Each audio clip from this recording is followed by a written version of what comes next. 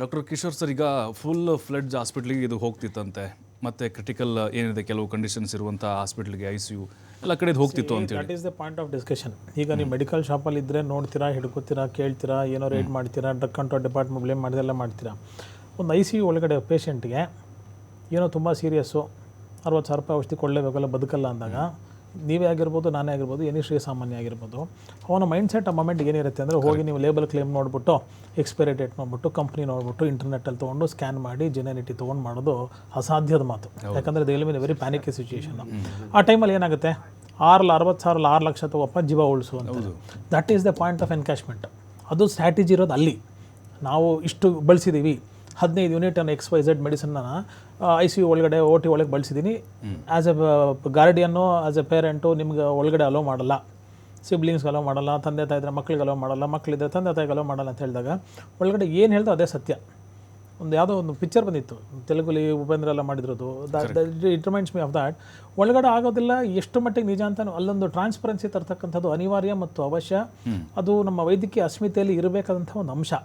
ಯಾವಾಗ ಈ business profession ಒಂದಾಗ್ತಕ್ಕಂಥ ಒಂದು ಪ್ರಯತ್ನ ಏನಾಗ್ತಾಯಿದೆ ಕಾರ್ಪೊರೇಟ್ ಬಿಸ್ನೆಸ್ ವರ್ಲ್ಡಲ್ಲಿ, ಕಾರ್ಪೊರೇಟ್ ಮೆಡಿಕಲ್ ಬಿಸ್ನೆಸ್ಸಲ್ಲಿ, ಯಾಕೆ ಈ ವರ್ಡ್ನ ತುಂಬ ಜವಾಬ್ದಾರಿತ್ವಾಗಿ ಹೇಳ್ತಾ ಇದ್ದೀನಿ ಅಂದರೆ, business development manager, marketing manager ಇವೆಲ್ಲ ಹಾಸ್ಪಿಟಲ್ಸಲ್ಲೂ ಇವಾಗ ಬಂದು ಕೂತ್ಕೊಂಡ್ಬಿಟ್ಟಿದ್ದಾರೆ. ಒಂದು ಕಾಲದಲ್ಲಿ ಯಾವುದೋ ನರ್ಸಿಂಗ್ ಹೋಮು, ಪುಟ್ ಕ್ಲಿನಿಕ್ ಎಲ್ಲ ಇದ್ದಾಗ ಆ ಡಾಕ್ಟ್ರಿಗೆ ಪೇಷಂಟ್ ಪರಿಚಯ ಇತ್ತು, ಪೇಷಂಟ್ಗೆ ಡಾಕ್ಟ್ರ್ ಹೆಸರು ಪರಿಚಯ ಇತ್ತು.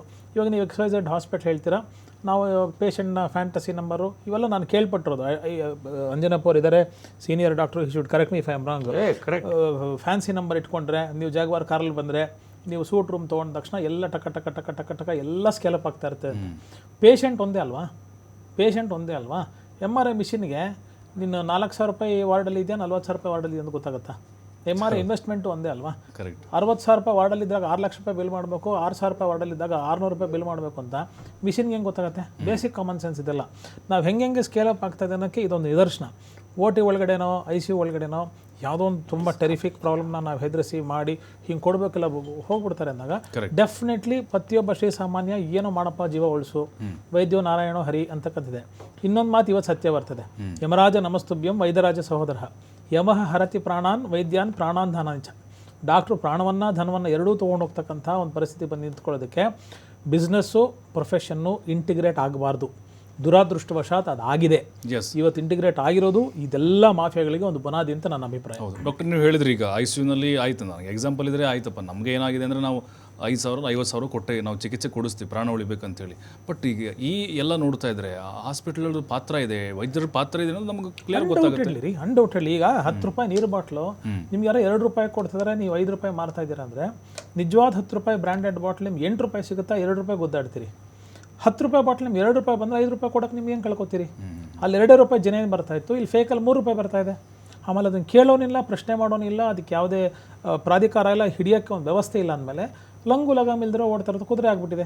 ಆಮೇಲೆ ಇದೇನು ನಾನು ಪದೇ ಹೇಳ್ತಾ ಇದ್ದೀನಿ, ಇದೇನು ಹಿಡಿಯೋಕ್ಕೆ ಕಷ್ಟವಾಗದೇ ಇರುವಂಥ ದೊಡ್ಡ ಚಕ್ರವ್ಯೂಹ ಏನಲ್ಲ, ಈಸಿಯಾಗಿ ಕಂಡುಹಿಡಿಯುವಂಥ ಸಮಸ್ಯೆ, ಅದರ ಇಚ್ಛಾಶಕ್ತಿಯ ಕೊರತೆ.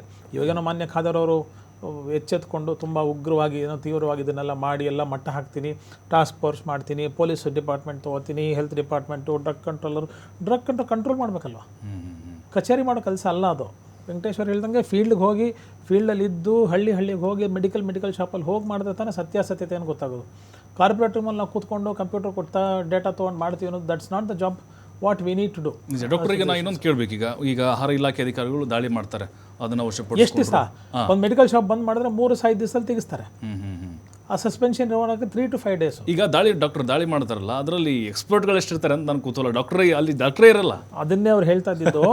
ಇವಾಗ ಎಷ್ಟು ಜನ ಜೆನ್ಯೂನ್ ಡಾಕ್ಟರ್ಸು, ಎಷ್ಟು ಜನ ಫೇಕ್ ಡಾಕ್ಟರ್ಸ್ ಇದ್ದಾರೆ ಅಂತ ಹೇಳಿ.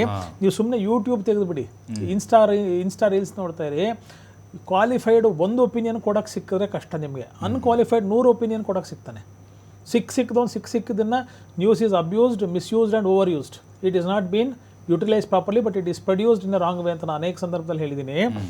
ಸಿಕ್ಕಾಪಟ್ಟೆ ಬೆರಳು ತುದಿಲಿ ಮೊಬೈಲು ಒಂದು ಯೂಟ್ಯೂಬ್ ಇದ್ದ ತಕ್ಷಣ ನಾನು ಕಂಟೆಂಟ್ ಕ್ರಿಯೇಟ್ರು, ನಾನೊಂದು ಏನೋ ರೆಮಿಡಿನ ಮ್ಯಾಜಿಕಲ್ ರೆಮಿಡೀಸ್ನ ತೊಗೊಂಬಂದು ಕೊಟ್ಬಿಡ್ತೀನಿ, ಹಿಂಗಾಗ್ಬಿಡುತ್ತೆ ಅಂದರೆ ದುರಂತ ಇದು ಆಗ್ತಕ್ಕಂಥ ಸಾಧ್ಯತೆ ಇದೆ. ಕ್ವಾಲಿಫೈಡ್ ಫಿಸಿಷಿಯನ್ಸು ಯಾವುದೇ ಪತಿ ಆಗಿರ್ಬೋದು, ನಾವು ಇರಬೇಕಾಗಿರೋದು ಎಂಪತಿ ಮತ್ತು ಸಿಂಪತಿ ಪೇಷಂಟಿನ ಬಗ್ಗೆ.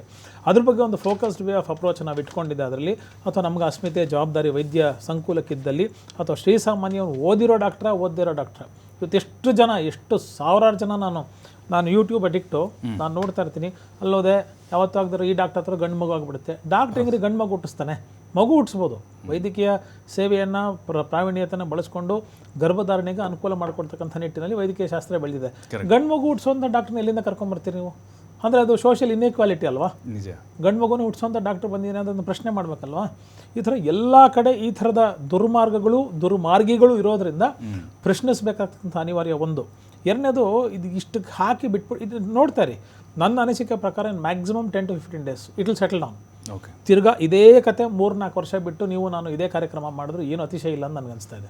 ಎಸ್ ಡಾಕ್ಟರ್, ಖಂಡಿತ ನಾವು ನೋಡೋಣ ಮುಂದೆ ಏನಾಗುತ್ತೆ ಅಂತೇಳಿ.